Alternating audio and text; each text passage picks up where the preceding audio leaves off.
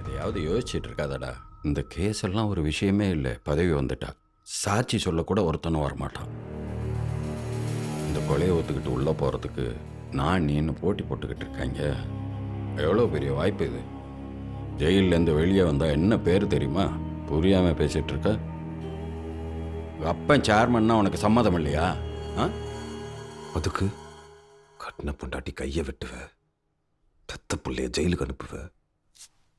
பூமி மாதிரி உன்னை எத்தனை பேரை சுடுகாட்டுக்கு அனுப்ப போற?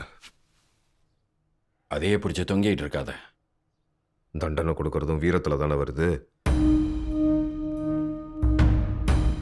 வள வளன்னு பேசாத. சரண்டர் ஆகிற வேலையை பார்ப்போம். வக்கீல்கிட்ட பேசுகிறேன். பதவி அத்தனை ஈஸியாக கைக்கு வர்றது இல்லடா.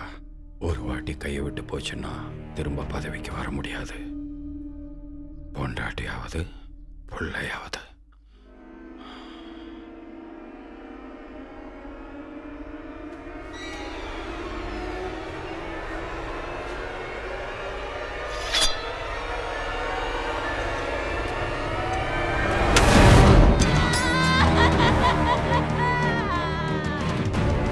தெக்குப்பட்டி மூர்க்கசாமி 2 கொலைகள் செய்த பதற்றம் தீர்வதற்குள் அதிர்ச்சியூட்டும் விதமாக தனது சொந்த தந்தையையே கொலை செய்திருக்கிறார். ராமநாதபுரம் மாவட்டம் அபிராமத்தை அடுத்த வீரசோழன் அருகே இந்த கொலை நிகழ்ந்திருக்கிறது. இது அந்த பகுதியில் பெரும் பரபரப்பை ஏற்படுத்தி இருக்கிறது.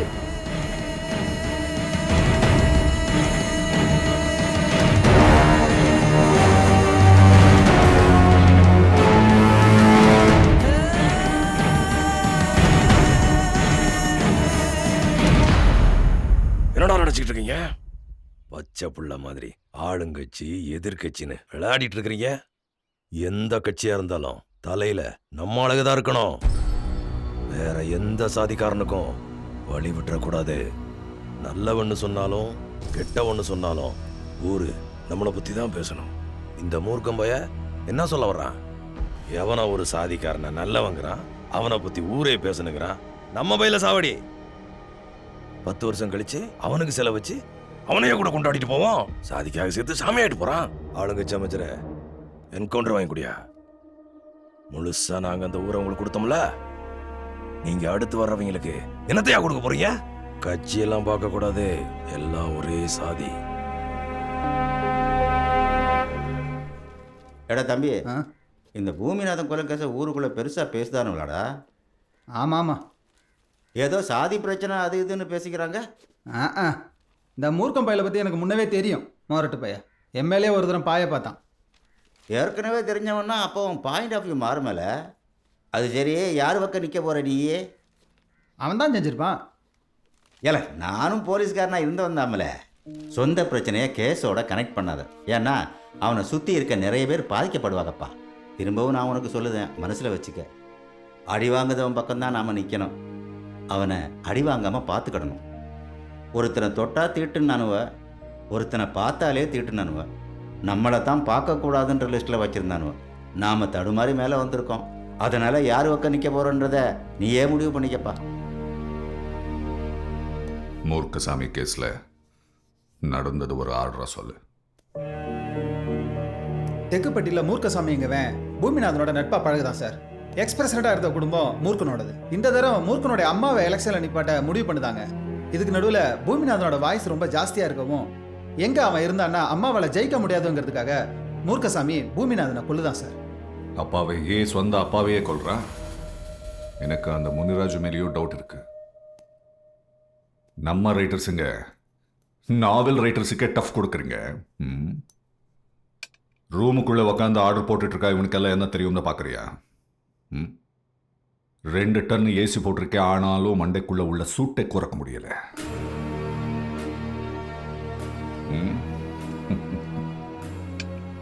உனக்கு இது ஒரே ஒரு கேஸ். எனக்கு Ramanathapuram district 6 sub division 45 police station அத்தனை கேஸ்லையும் நானே நேரடியாக விசாரிக்க முடியாது. இந்த கேஸோட சீரியஸ்னஸ்னால தான் நான் உன்னை நேரடியாக மீட் பண்ணி பேசுகிறேன். ஆய்வாளர் நீ ஆய்வு பண்ணேன்னு சொல்கிறேன். கண்காணிப்பாளர் நான் ஒழுங்கா கண்காணிக்கணும்ல. நான் அப்பவே தெளிவா விசாரின்னு. சாட்சி இல்லைங்கிற காரணத்துக்காக தப்பு பண்ணிவிட்டு ஊருக்குள்ள நல்லவண்ணா திரிகிறா பல பேர். கோவத்துக்கு செஞ்சா இவன மாதிரி ஆளுங்களை தான் கெட்டவனுமோ.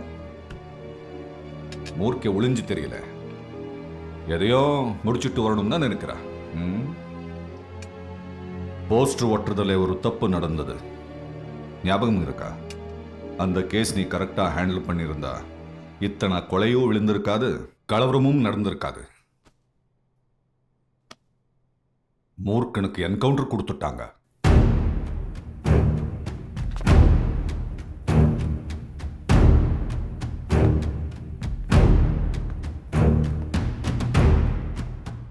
இங்க நடந்த 3 கொலைகளுக்கும் மறைமுகமா நீதான் காரணம்.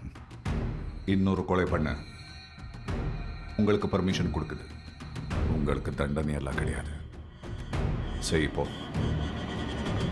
கொலை பண்ணுமோ.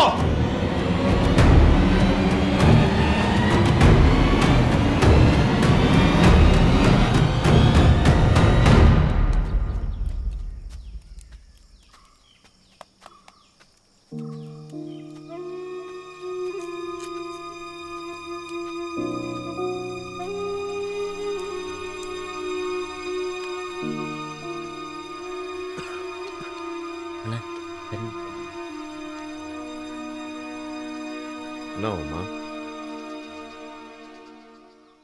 உன்னை என்கவுண்டர் போட ஆர்டர் போட்டிருக்காங்க மாப்பிள்ள. சேகர் ஃபோன் பண்ணப்போ ஓடியாங்க.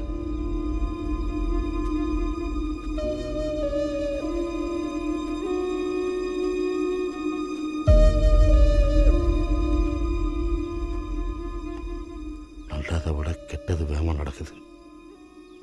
எங்கள் அக்கா 7-8 வருஷமா கோயில் போனால் ஆஸ்பத்திரின்னு அலைஞ்சு உன்னை பெற்றுச்சுறேன். நீ பிறந்த உடனே இதே கையால் முத தூக்கி உன் மூஞ்சியை பார்த்தது எனக்கு ஞாபகம் இருக்கு மாப்பிள்ள. உன்னைய சாகடிக்க போனான்னு சொன்னதுமே என் நெஞ்செல்லாம் புளியுதுறான். அவ்வளோ சீக்கிரம் உன்னை தூக்கி கொடுத்துட மாட்டேன்டா முருகா. பார்த்துக்கோங்கடா, பார்த்துக்குவோம். போலீஸாக வைக்கலான்னு பார்த்துருவோம். சார், இந்த ஃபைலை பார்த்து கையெழுத்து போட்டு விடுங்க சார்.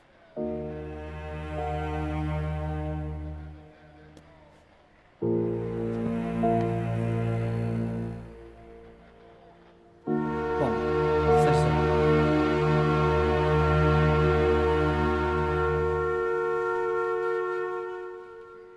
சரியா விட்றா, கரெக்டாக விட்டு. இங்கே வர மேலே.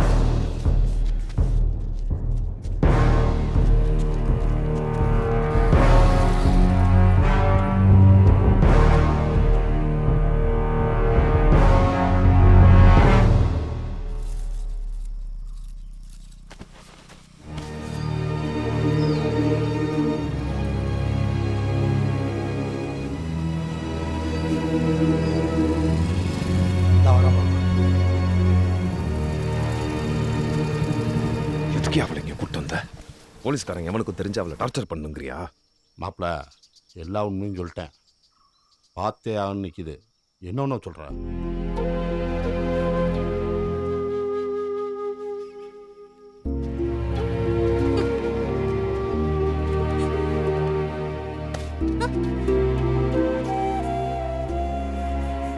நான் மட்டும் நல்லா வாழணும்னு நினைக்கிறியா? நடந்ததெல்லாம் மாற்ற முடியாது. உனக்காச்சும் எல்லாம் நல்லபடியாக நடக்கட்டும். நீ முதல்ல கிளம்பு.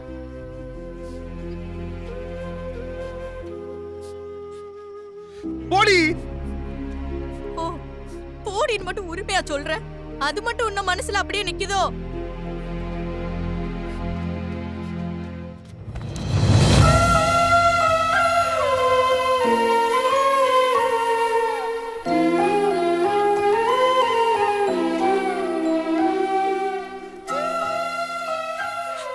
ஆம்பளைங்க உங்க நாயத்துக்கு நீங்க எது வேணாலும் பண்ணிட்டு போயிடுவீங்க.